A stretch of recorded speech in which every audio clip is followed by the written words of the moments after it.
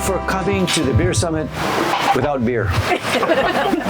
You're not teetotalers. We're not at the Kona Brewery. We're not at Greek Marina, but we're in the beautiful Oahu Club, which is probably one of the nicest places, except if it rains, it's okay, but if it gets windy, it's a little bit difficult. It's good to see so many faces, so many intellectual people from the community, because this is a sequel to last session. Remember Jim Kelly and Hiko who came here? Yeah. Not that our good Clinton Churchill is going to speak contrary to that, but it kind of puts it in a series. We talked about the brownouts. We talked about, remember the takeaway? Why does Hawaii have more brownouts than other places? Because we're at the end of the line. It goes over the Ko'olaus, and then it goes over to Waimanalo, and Waimanalo through all the trees, the branches, the forest, and then to Hawaii Kai. So we're going to understand what the power situation is and what's the more logical. But before I introduce him, one of the things we do is first I give the history of the Beer Summit for those of you who haven't. Has anybody not been here at a Beer Summit before? Oh my goodness. So Clinton, you're a popular draw. It's either the topic or the person or their personality as it goes. But the Beer Summit started almost 10 years ago when Joe the plumber and Barack Obama were in public having a bit of a tiff, and the president said, hey, come on over to the Rose Garden, we'll have a beer, we'll talk it over, yada, yada, yada, they sang Kumbaya together, etc. And it was really good. So I got the idea, and I invited his sister who came and spoke. Were any of you here when Maya came and spoke? Or we were at a different location? But she came and spoke. We've had governors, mayors, and it's been basically a leadership forum, leaders of the community, issues that are important. And you guys know 96825 has got the highest education per capita in the state, right? You guys hold my feet to the fire. You ask questions and you guys want answers. So we have a forum where you put the fire under the intellectuals that we invite, or the political guys that we invite, and it's a fun time. Not only a fun time, but it's informative because it shows us what's going on in the community in a more detailed way. The last thing is when you have the latest newsletter, there's a few things in there you might want to pay attention to. There's some of the things coming up. I talked about it the last time about beware, we're going to numb and dumb down the kids with recreational marijuana unless you guys speak up and we stop it. It's one of the things the least of the things that we need in the state of Hawaii as it goes. But there's other areas in there for the survey that we've done. Thank you if you filled out it. We had about 300 responses, which is reasonable. It's probably not as scientific as it should be, but it gives a sense of what's important to the people here. And I work for the people here and generally, hopefully, vote accordingly, like carrying the water of, we'll hear later from Ed Jones. He always has good questions, but it was a specific issue that's important to people who are doing rentals in their homes. So without further ado, how many of you guys have heard of the Policy Institute? Okay, one of you. How many of you heard of the Campbell Estate? Okay, better known as a former trustee of the Campbell Estate. Clint has become, I think, an intellectual in his retiring older age, because the Policy Institute it's a think tank, but it's also a policy area. And he wrote one of the best op-eds I ever saw, and they're going to get a copy of it, right, Clint? And he's going to talk about why just doing all this straight, non-renewable so quick, so often, the numbers don't add up. And this is where I really like his intellectual ability, because when you do the numbers, if the time frame and the outcomes don't match, hey guys, you're cooking the books. And look, you know the legislature cooks the books a lot. The Policy Institute doesn't do that. So let's give a Hawaii Kai welcome to Clinton Churchill. Thank you, Clint, for coming out. It's all yours. Thank you, Gene, for having me, and thank you all for coming out as well. So your first question should probably be, what's a retired businessman doing in energy policy and climate change? We closed the Campbell Estate office down about 7 years ago, and it was just an area that I was interested in, and I was collecting articles, and I decided to kind of do a bit more self-education and dive into climate change. So the more I learned, the more I realized, quote, I didn't know that about a lot of things, especially climate change. We didn't have that, at least at my age, any chapter or book or anything on it in any of our education. So we formed a little group, and the goal is education of and for the people of Hawaii about climate science, about energy policy, about the practicality of our energy policy. So that led to the name Practical Policy Institute of Hawaii. We're just our primary thrust is op-eds in the Star Advertiser. We've been fortunate to have 13 articles in the paper in the 2 years that we've been around, and we have a website that where we post a number of informational postings in addition to the articles that we have. So it's been an interesting adventure as we delve into this whole subject. So, Christina, if you could pass out the first set of bar graphs. Signe may want to help. I should also mention that Signe Godfrey and John Kim are with us today from our, she's in the back with the pages to hand out. Clint, will there be a test at the end of your presentation? No test at the end. Okay, no test, so don't worry about it. A bar graph for your entertainment. So a little bit of background to make sure you're aware of the subject.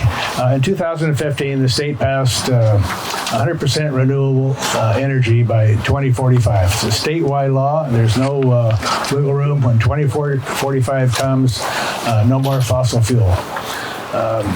The following year, Governor Ige issued kind of an edict, kind of a ban against LNG, natural gas, importing natural gas to replace burning oil and coal.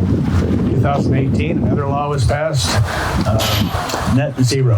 So now we're focused on transportation as well, net zero by 2045, with some milestones in between. So is all of this practical?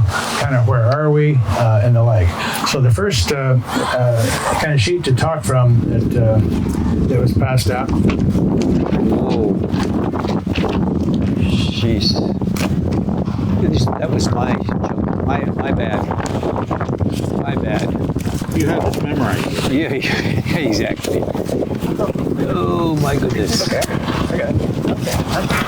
Okay, we're covered. So the first sheet, I'm sorry they're not in color. They came out in black and white from the office there. Saving you taxpayers' money, of course. Saving taxpayers' It's copied money. from our office. Right. It compares the result of a 4-year plan of Hawaiian Electric, the PUC, developing a plan for 2045. When the law was passed, there was simply no plan. In fact, Representative at the time, Chris Lee, now Senator, said, we're not sure where this is heading. It's kind of a hope that all of this will come together. It was an aspirational goal, the first state in the country, perhaps first in the world, to say we can run things on 100% renewable. So now we've had 7, almost 8 years of experience to find out whether this is going to work or not.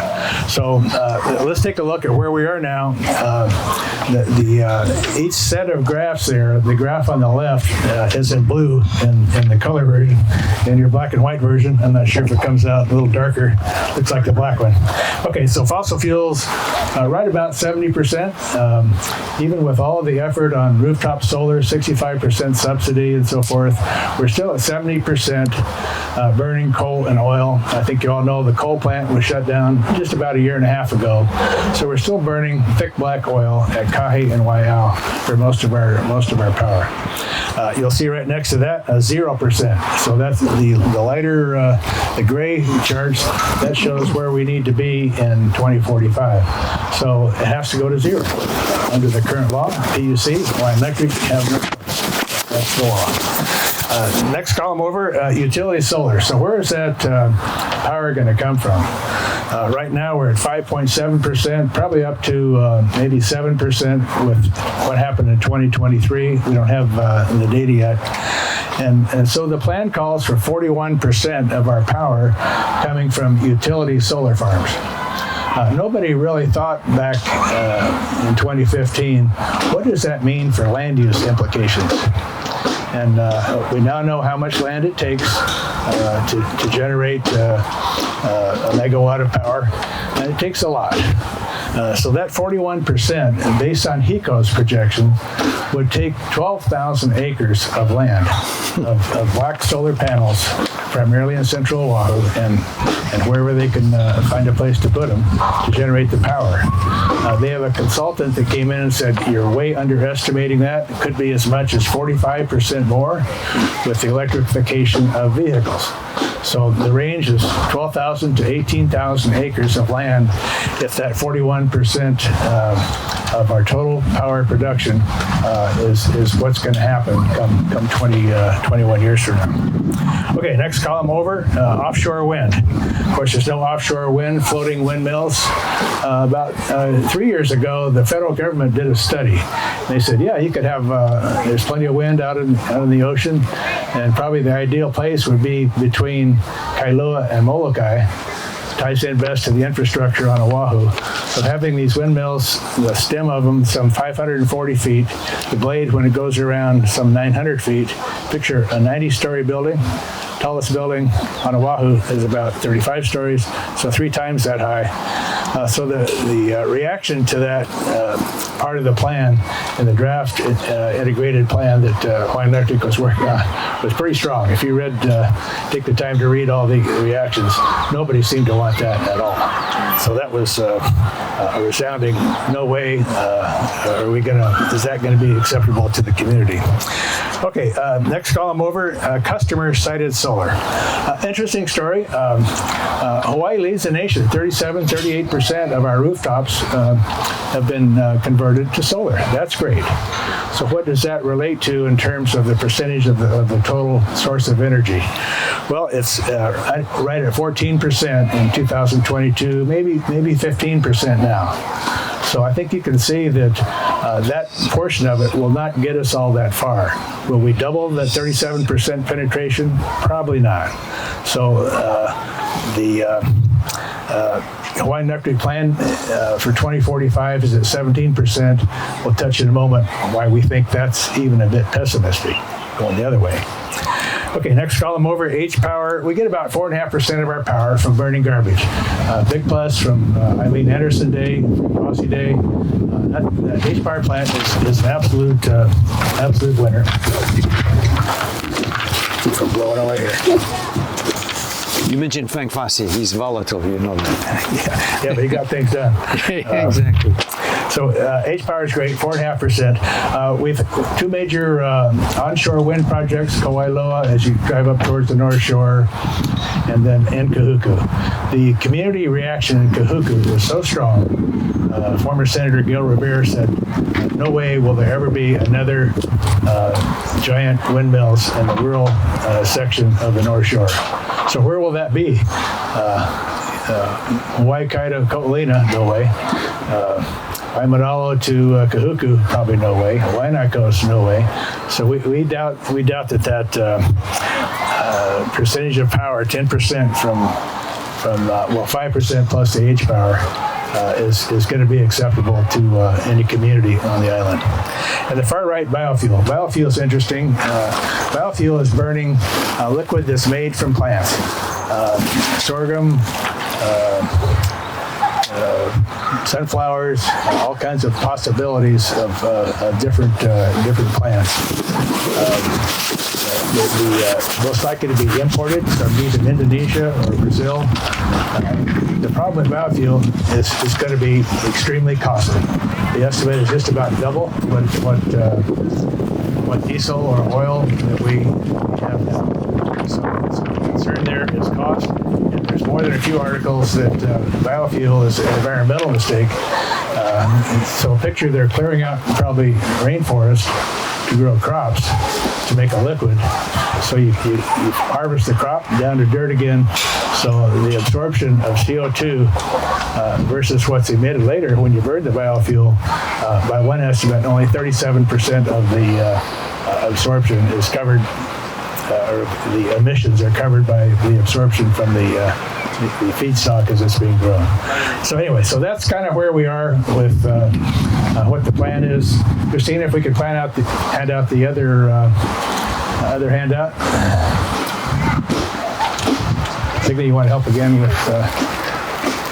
So we've got another bar chart. It's going to be in a different color so you would understand. So what we rather than put 3 bars on all of these different aspects of the plan on one chart, we did another chart to compare the plan that HECO has, their preferred plan for 2045, with what we think is reasonable and acceptable. So I'm sorry it's hard to tell between the charts look the same, so don't get it mixed up. So the one you should be looking at now says preferred plan and next steps 2022 and 2045. Or excuse me, preferred plan and PPIH viewpoint on prudent acceptable. PPIH is you guys, right? PPIH is us guys. Yeah. Practical Policy Institute. Okay, the first column, that 41% that you saw in the previous chart, 12,000 to 18,000 acres. We don't think that's prudent land use planning.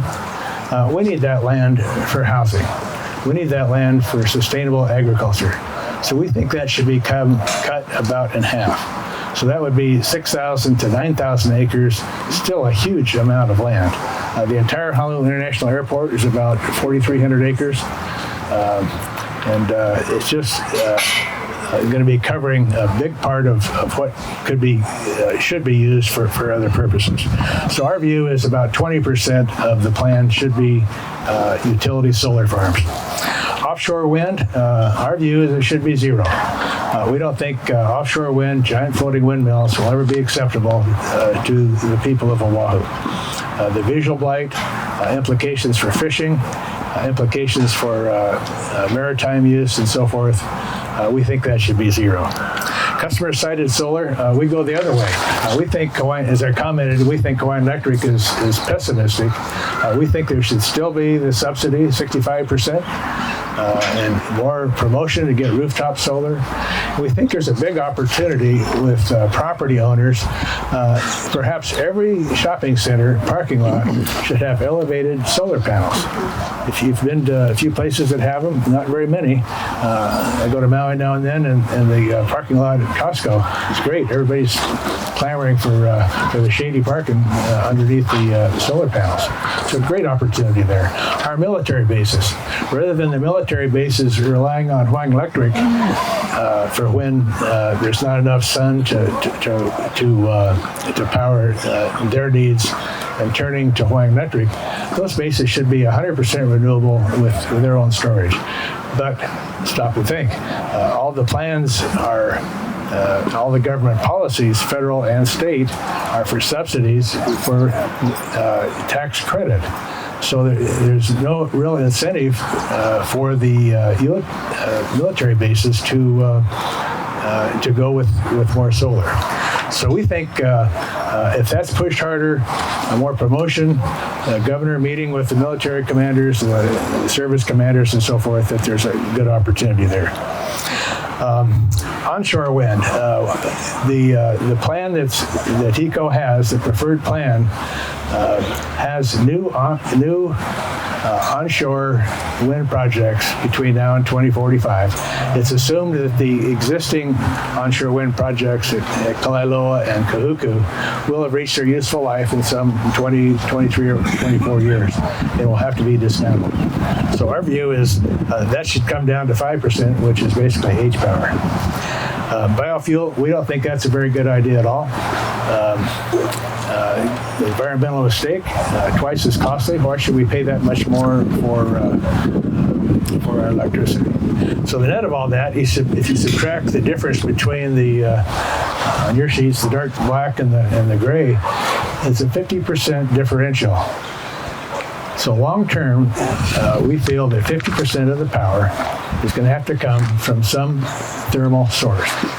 So when we looked at the different options, from hydrogen, too costly, from other things that you can burn, it's clear that there's only one fuel that's both less expensive and emits fewer tons of CO2 into the atmosphere, and that's natural gas, brought to Hawaii in the form of LNG.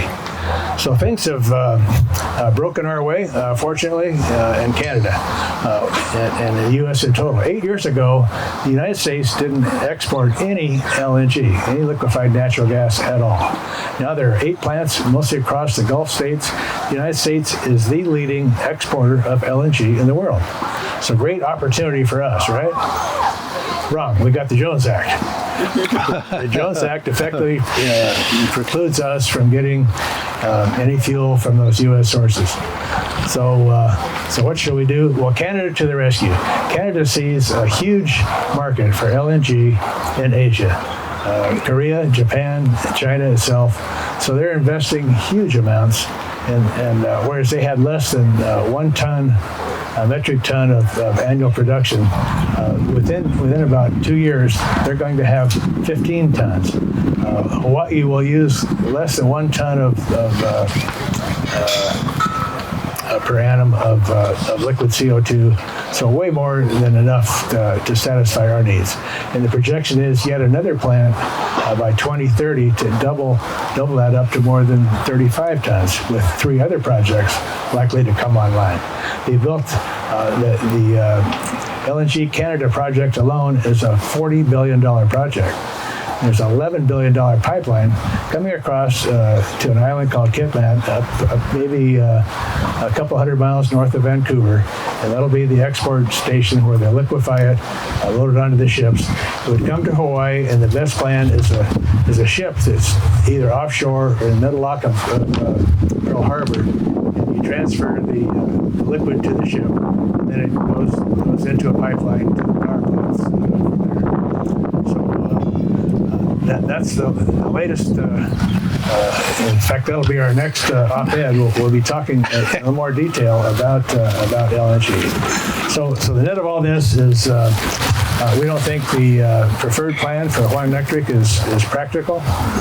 It's not viable, but nothing can really happen until legislature changes that law and gives some room for the PUC and Hawaiian Electric to have a viable plan for 2045. So that's a quick run. Thank you for your opening remarks. You've given a lot of data. Yeah. You've given us a lot to think about and a lot of questions to ask. Now it's the Q&A time for your comments and your questions. Yes, madam. Over 10 years ago... Can you speak louder, or you want to come up and speak in the mic? I can speak louder. Okay. Over 10 years ago, HECO looked into LNG as a source. And there was a study for a couple of years, and then it just dwindled. Do you know why and what the outcome of that study was? Did you guys hear in the back? What happened to the LNG? Okay, good. Thank you for projecting.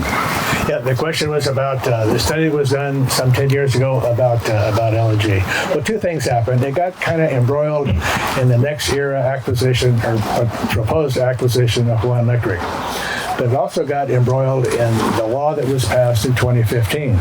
So in 2016, Governor Ige took the position and Hawaiian Electric withdrew their plans, as did Hawaii Gas. Governor Ige, and the quote almost word for word is, we will not support LNG facilities because that will slow down our transition to renewables. So it was all in on the 2015 100% by 2045 plan. So what we've learned in the interim, that's cost us at least $1 billion for electricity ratepayers, and an estimate I saw about the same amount for the gas that Hawaii Gas produces from the power refinery out at Campbell Industrial Park.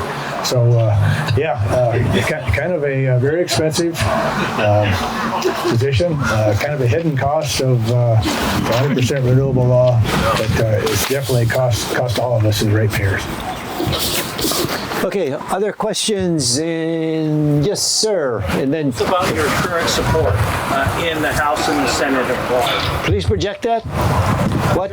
What is your current support for going to LNG? Current support for going LNG. It's almost a rekindling of a what's now an 8-year-old idea.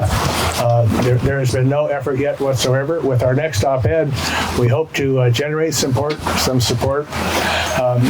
You'll see in our op-ed, it's really up to the governor.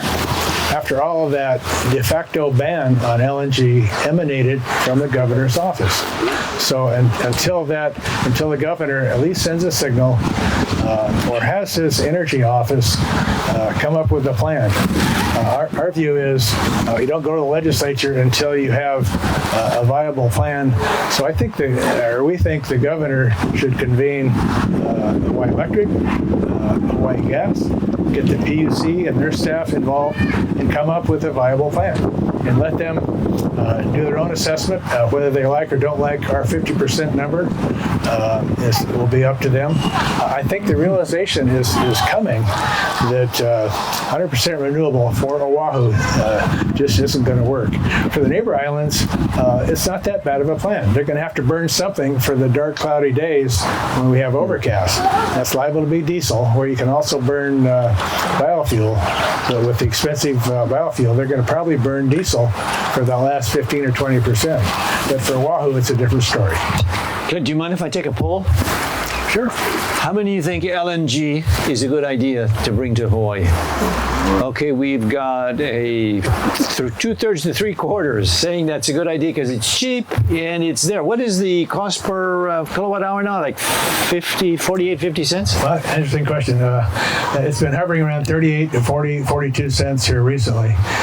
With the shift and save plan that's in effect right now for 15,000 customers, it's going to go from 5 o'clock at night to 9 o'clock at night to 52 cents a kilowatt hour. So relative to 40 cents, that's a 30% increase.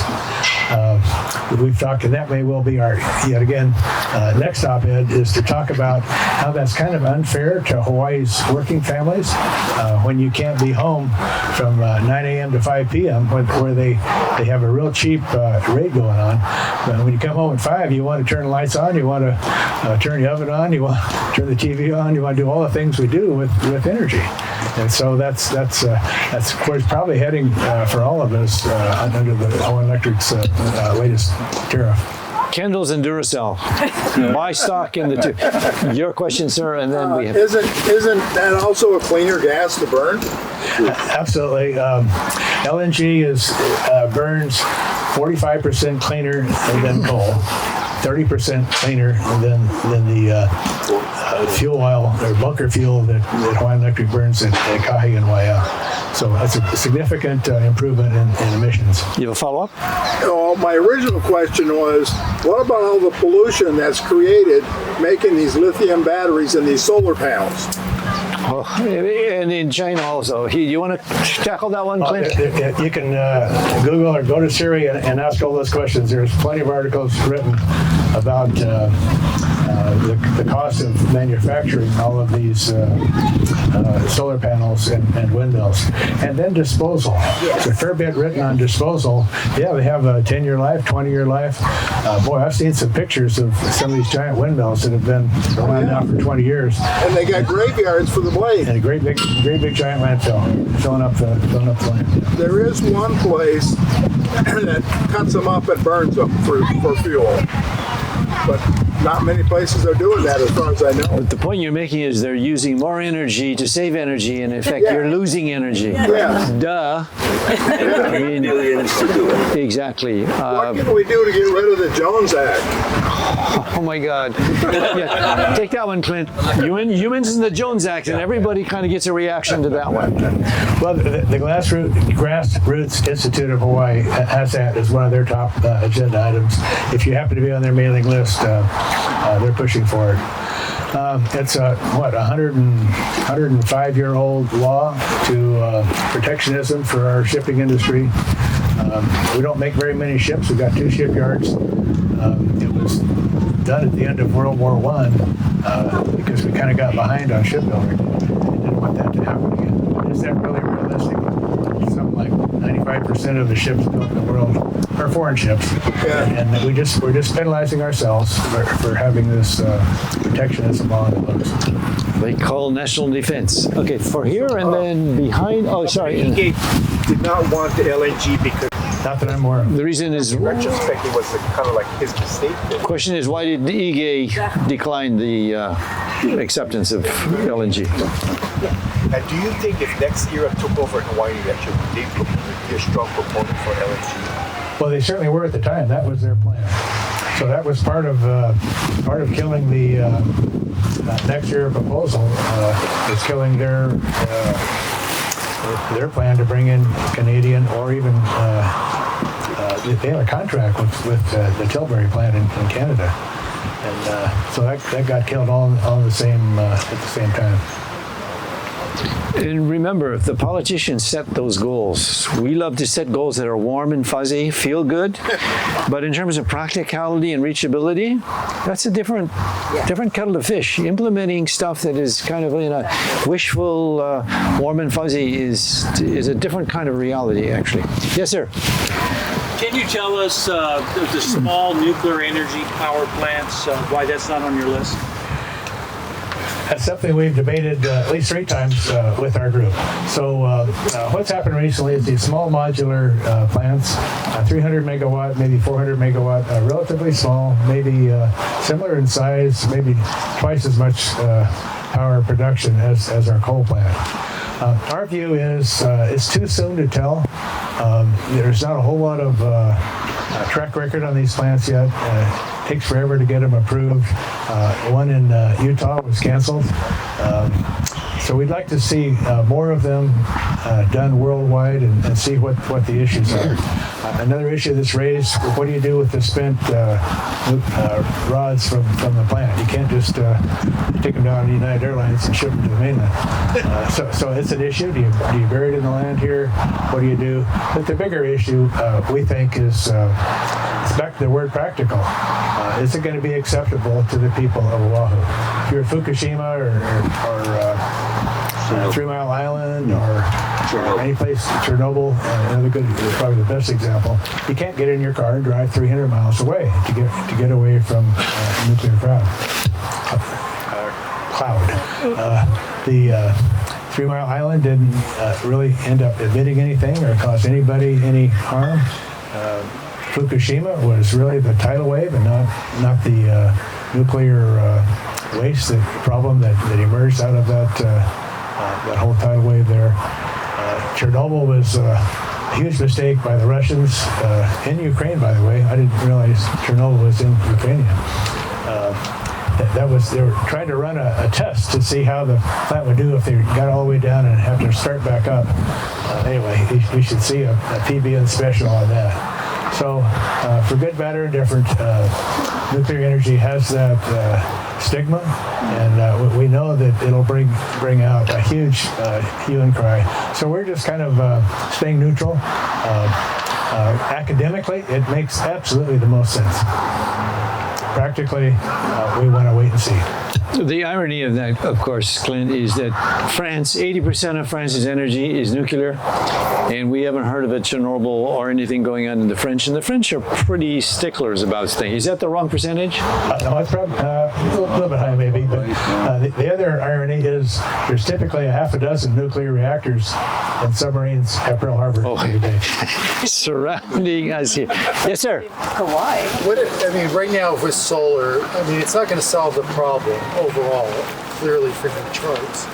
But can we do things to promote solar more instead of tax credits, rebates? Because I hear stories all the time where people don't have the income to justify getting a tax credit, but if they were offered a rebate, they would do it.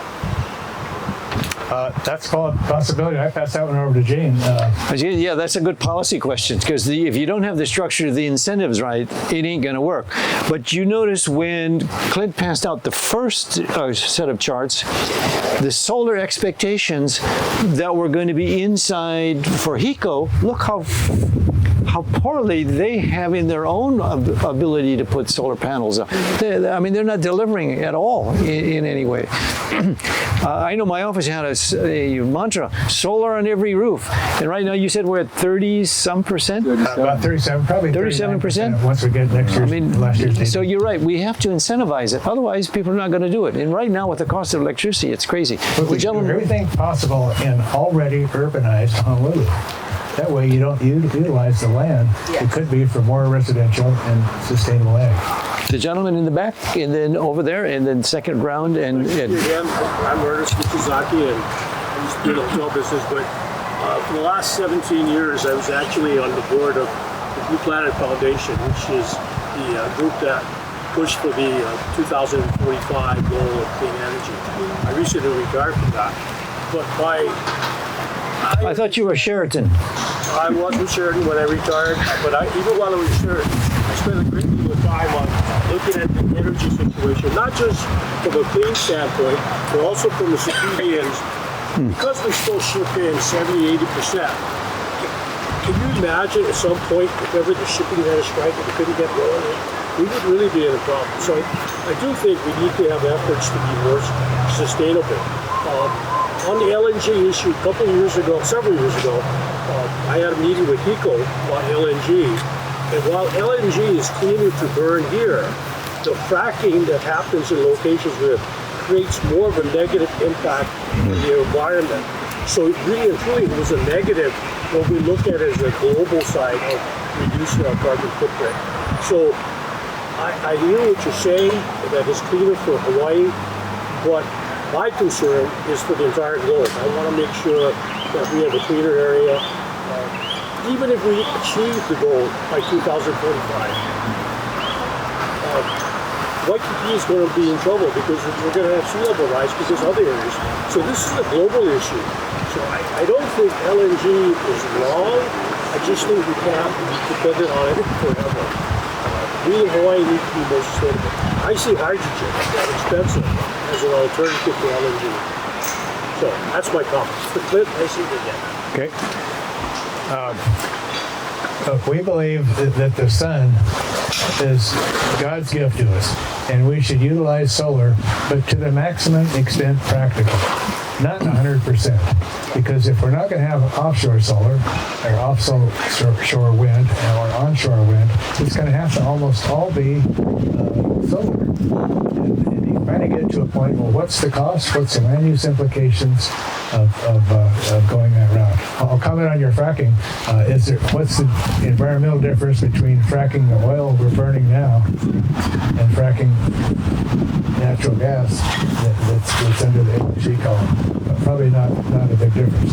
So if we can get more solar power under either alternative, the point is we get down to needing something to burn for 50% of our power. Ernie, do you have a rebuttal? Yeah.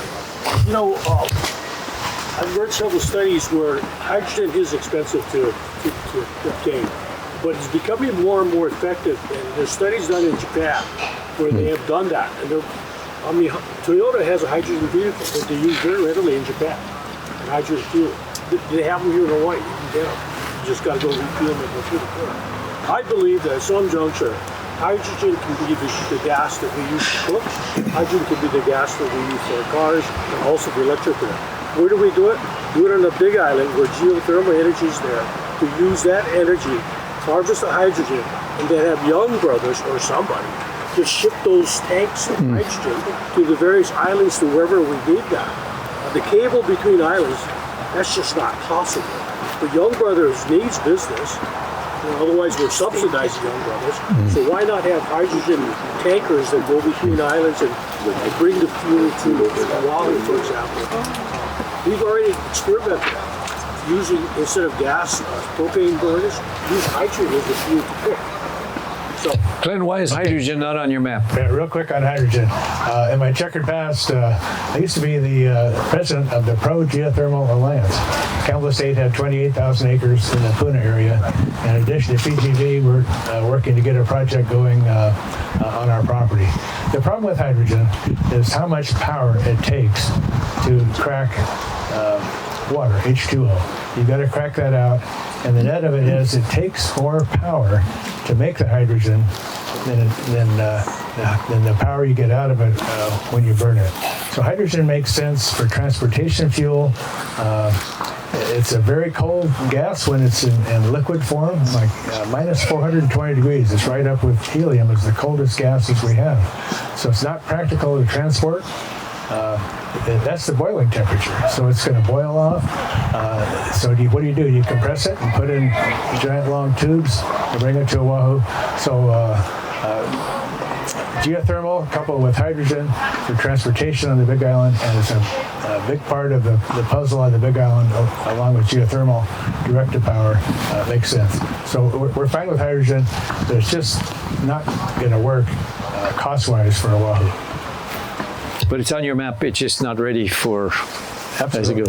Mr. Jones, you had a question. I'm going to give you the microphone. Thank you. And then back there. So I'm not sure I'm loud enough. So yes, thank you for coming today. My question sort of dovetails off of the previous Hold the mic discussion. closer. Oh, sorry. I guess I should use it right? The my question really dovetails off the discussion we've had so far. Okay, because is it really an all or nothing?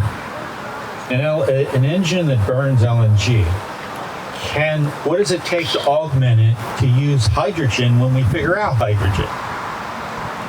And the other part of the question is, I'm reading articles on the catalyst to break the H and the O, although hydrogen sulfide might be better suited for that. So the H2O is not the only source, right, for that.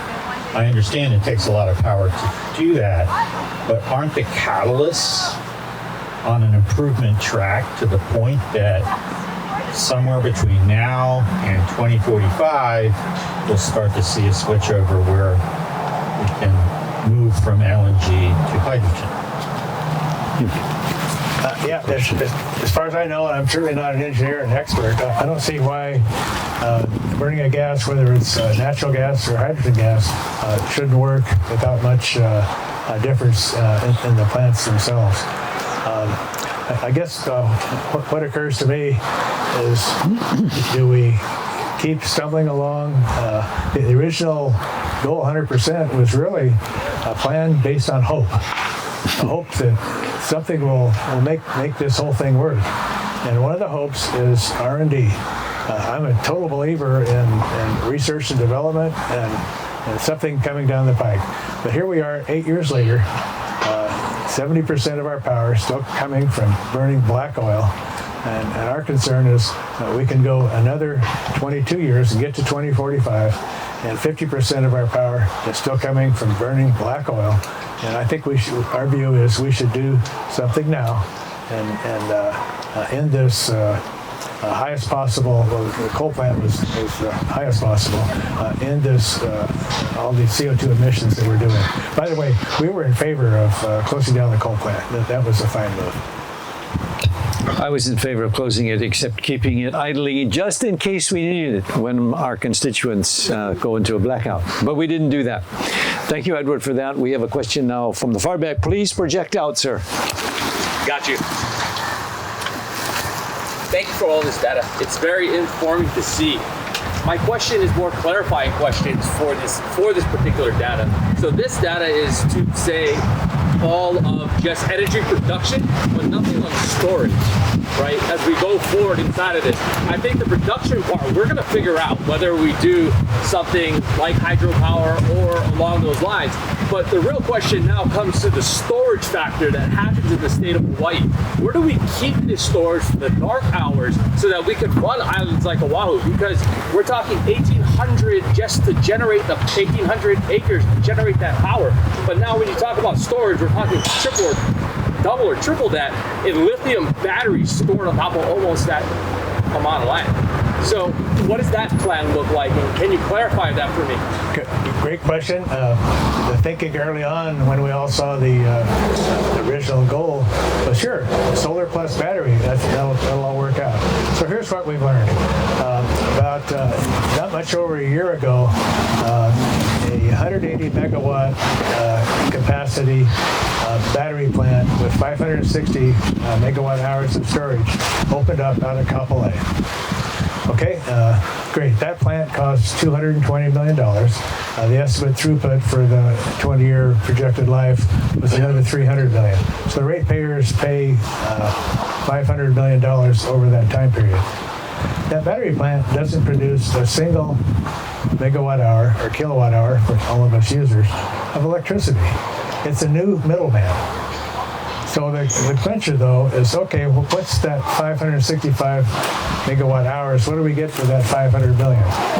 The average daily use or demand for power on Oahu is 20,000 megawatt hours. So that Kapolei battery plant will store less than 3% of one day's demand.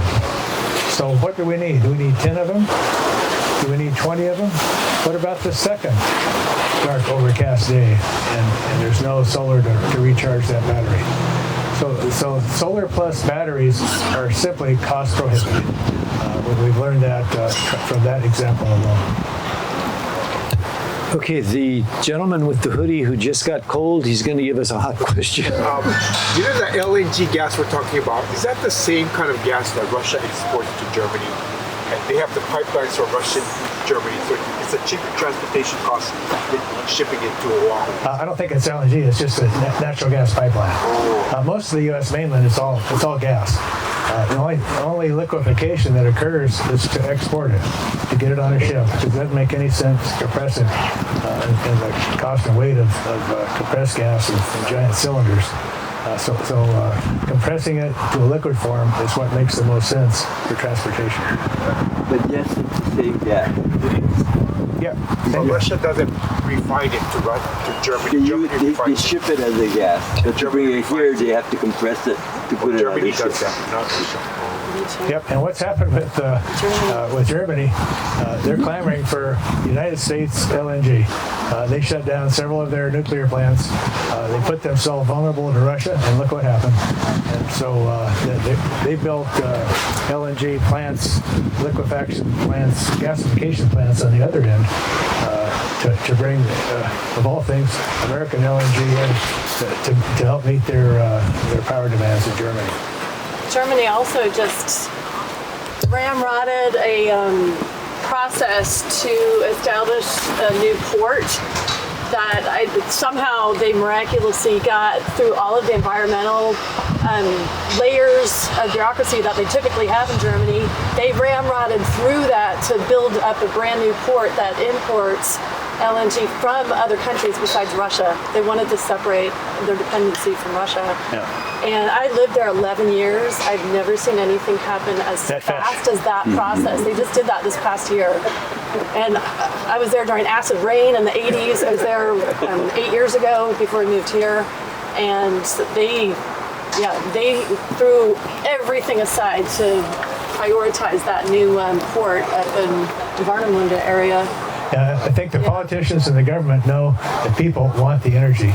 They don't like blackouts. Russia basically had twisted their necks, so it's a survivability thing, and they're looking at France that's totally nuclear, and France wasn't as affected by Russia's. Interesting that European Union, seeing all of this happen, declared natural gas a renewable fuel. Did you say renewable? Yes. It just takes a long time. It's all about a definition. And they can't get fracking. Apparently Poland's sitting on a lot of fuel capability as well, but they can't get through the fracking. The negative image of fracking to be able to do that. And because to frack, they had to pump all the water into the ground, the subground, and then it creates all these other issues, liquefacting the surface and stuff. And so Poland, they could be energy independent too, but they can't get past that political negativity on fracking in their own land. And so they're still dependent on other entities. Same as the nuclear problem. We can't get past the fear factor of the nuclear. What? Did you want the response in German or Well, just? going back to Canada, we're dependent on Canada because of the transportation methods of it. Yeah. Because Jones Act. the Jones Act is what we have to ship from somebody not United States. It's got Alaska's- to. It has to be on a U.S.-owned, manned, flagged American ship And we just- in order to come to Hawaii. We don't have a ship. Is that the deal? And yeah, we don't have LNG Has never ships. built a LNG ship. Because the North Slope of Alaska is sitting on a lot of LNG capability as well, and they're having the same political issue, just trying to tap into that. I think our refineries would have loved to have had Alaska crude coming in here, but there aren't or weren't enough U.S.-made crude ships to even let us avail ourselves in our own country. It's just kind of a crazy thing we do to ourselves. We shot ourselves in the foot. Yeah. Energy is a political phenomenon. Let's be very frank. With the energy and who controls it is a big, big variable. And fortunately, we are blessed with a huge supply, but the politics to allow that are probably outplaying itself right now, probably in the 2024 election. I didn't see any other hands that were there, and I might have. Okay, we have another question. I do. Going back to that storage capability where you're mentioning that Kapolei cannot handle even with 3% of the daily usage. We're going through the process of purchasing an additional battery for our house, and I don't think there are any tax incentives. We're going out of pocket to purchase an extra battery because the 2 batteries we already have aren't enough in the event we ever were to get an EV. We'll get the federal. We won't get the state because there's no generation associated with it. So I'll get a federal tax rebate, not a state rebate, because I'm not adding any generation. So on the end user, can there be incentives put into place to encourage the customers to increase their own battery storage capability at their home? Clinton, wasn't there with the HECO battery? HECO had a plan, but it ran its course. There's a cost to doing this. What it's a government cost, we taxpayers pay. It's really us paying for it. Or it's a HECO program, which they had. They used up all of that up to the amount that the PUC allowed as a recoverable cost. And what is the incentive for them to re-implement that to encourage additional battery storage pushed out to the customers? The incentive is in Cliff's graphs. Hey, you guys ain't going to make it by 2045. Well, right. But in the meantime, we're trying to solve the problem as best we can on our end. And right now, there really isn't an incentive to increase the battery. You're speaking the truth, because if there's no incentives, it wouldn't do it.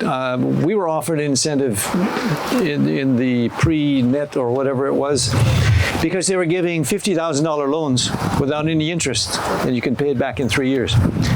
Otherwise, I would have never thought of paying my light bill 20, 30 years ahead of time if there was an incentive. Now I've got an incentive, and the cost of electricity is so expensive, it's still not paying its way yet.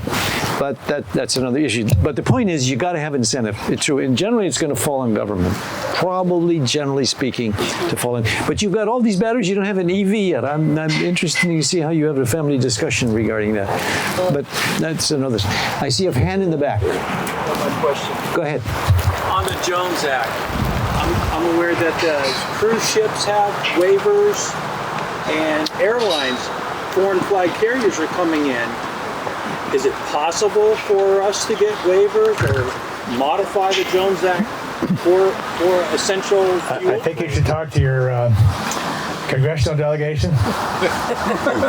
There's an awful strong lobby. Let's be realistic. Matson and Pasha are part of that lobby, and of course the shipbuilders are part of that lobby to get them to change. And talk to or get on the mailing list of the Grassroots Institute of Hawaii. Support them financially or whatever they do. They're the ones to carry out that crusade. Our little tiny Policy Institute here is focused on energy policy and climate change. So we can't do a whole lot to help on that problem. For the sake of the cruise industry, recall that Senator Inouye did get an exemption. So it's not impossible, but it's really a high mountain to climb. Not impossible, but doable. And if you got somebody with Senator Inouye's ability, I think if you look at the ships that come here, they stop at some crazy place like Ensenada for one night, a foreign country, before they come here, or vice versa, going the other way. To make it meet. Yeah, yes, sir. Round two. I also heard that to rapid charge an EV, it takes the same power as it takes to run 100 houses. Clint, is that your Kuleana? I don't know the ratio. I heard that on one of the news things one time, but not too long ago. Okay, how many of you guys got EV? We're going to shame you. No.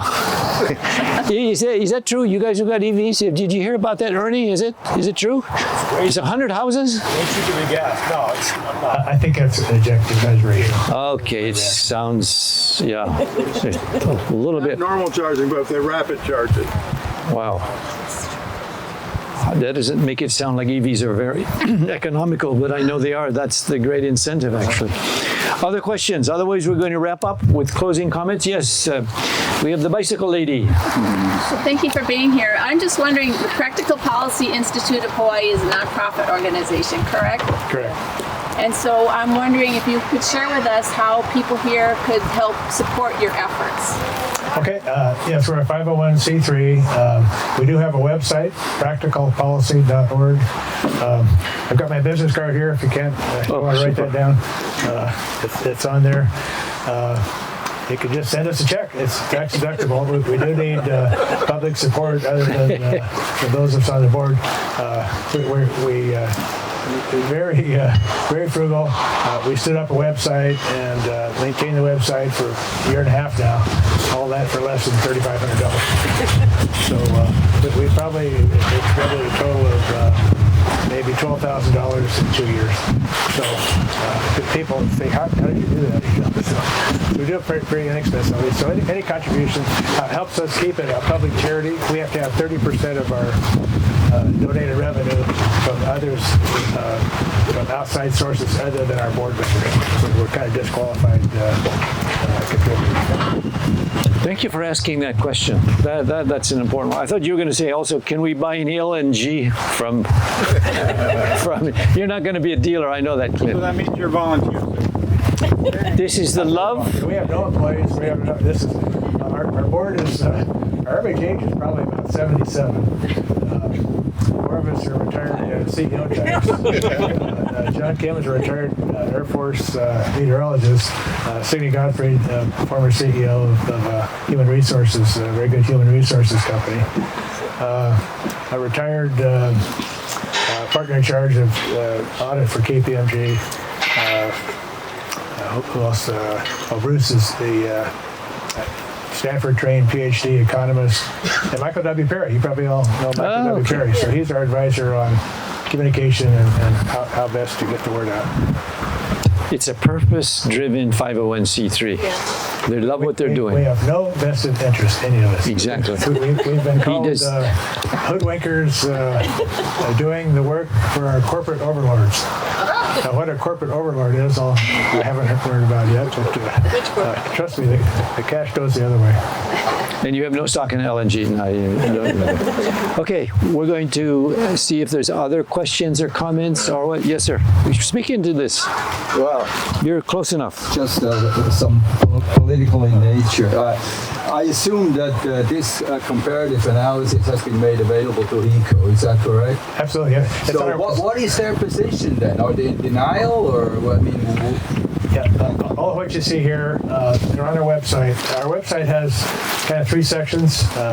All of our op-ed articles to date, we've had 13. It has informational postings. So what you see there is our informational posting and briefing papers. Since we took a position on the 50% LNG, for example, that's in our briefing paper whenever we take a position. Good question. we're kind of at the same time a thorn in their side, at the same time so glad that information is getting out. In a way, the PUC and HECO are handcuffed. And they're frustrated. You can tell by how the integrated grid plan draft, second draft, and the final bounce all over the place. They were kind of called on their first draft. This doesn't make any sense, having that much solar farm and so much offshore wind. So the second draft had 55%. Whoa! Speaking of offshore wind, jeez. There goes your. My phone even was getting levitated. Thank you. The second draft had 55% what we call DER, customer-sited solar.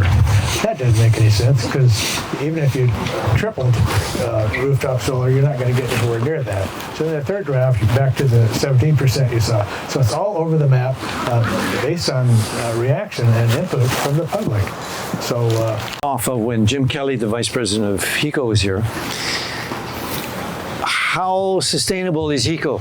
Are they going to go bankrupt? How much does that fit into the scenario that you have to say, or what do you see kind of like, where do we go from here? What happens if HECO does do that? What's your projected game plan, if I can, because you guys study this? Well, none of us know, but of course the Lahaina fire casts a huge dark cloud over the future of HEI in its current form of ownership. There's a lot of issues there with American Savings Bank intermingled. So what's going to happen? A lot of folks think it will not survive in its current form.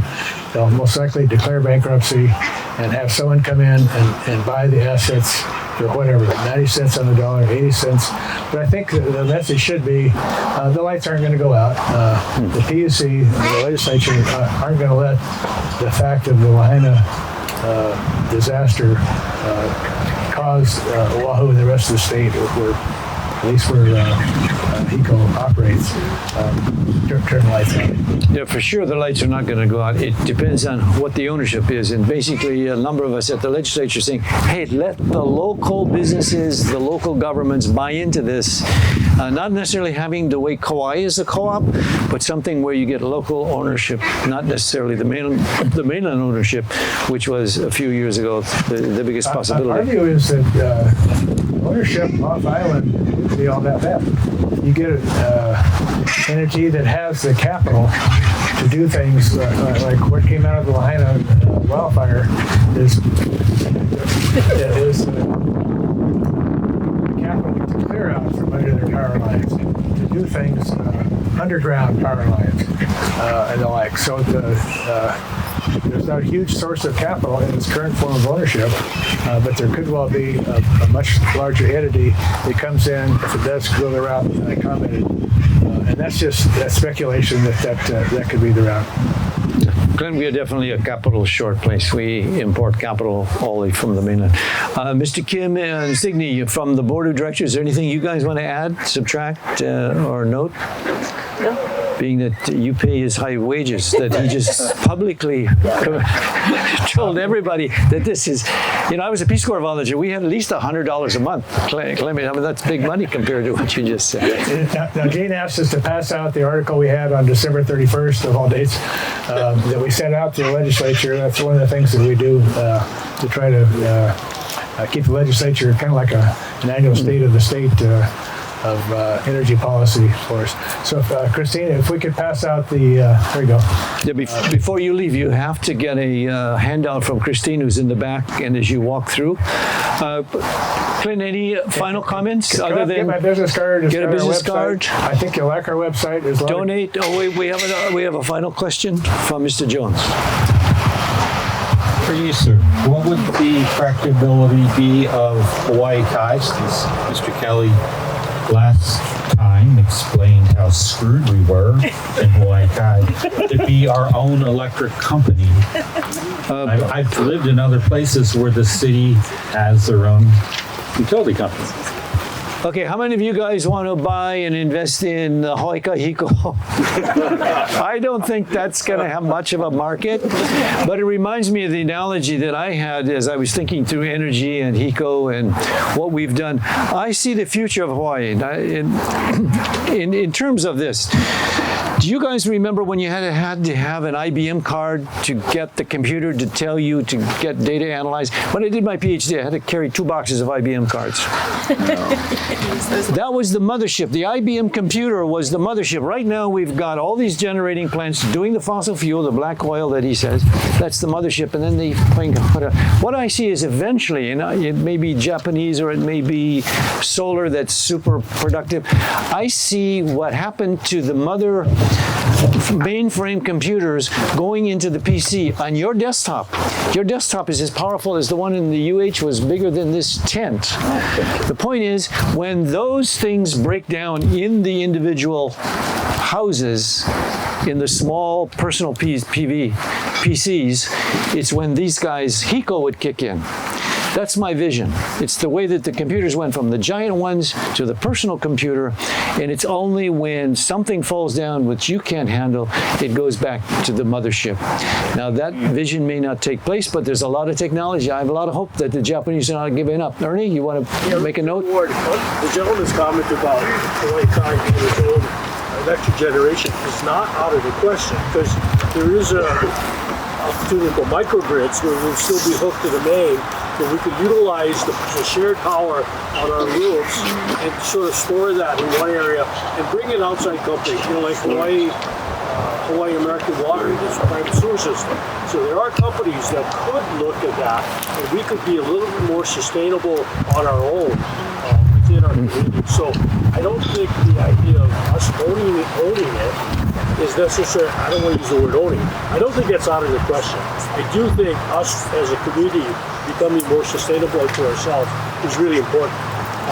To the couple who look at the batteries, we're pretty sustainable. We have batteries and solar.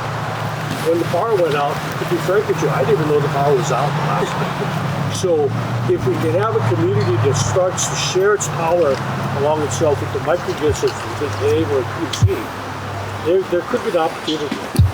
Ernie, I like that. The spirit of home rule. That's suburban rule.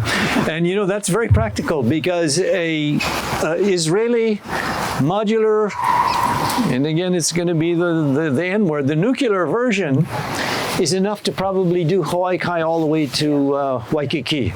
And they're that small. They're even smaller than that. So it's not impractical to think that way.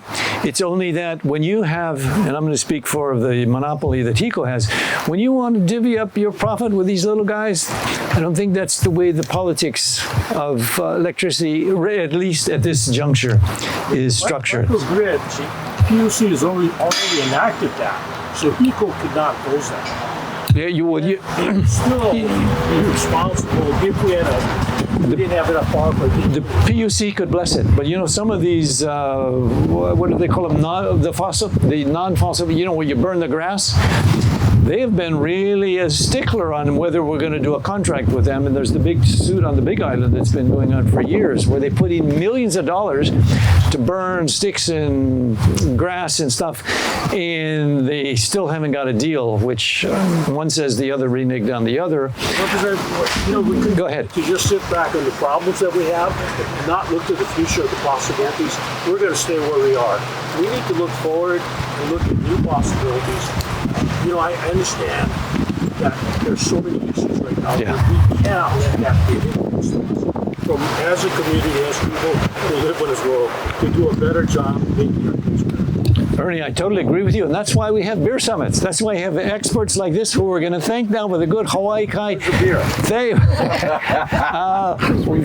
We are not the Campbell Estate any longer, but we are a nice, sober group who appreciates people who come with such ideas and bring them to Hawaii Kai and answered all the questions that we had from. Let's give a good round of applause for Clinton Churchill. Clint, thank you so much.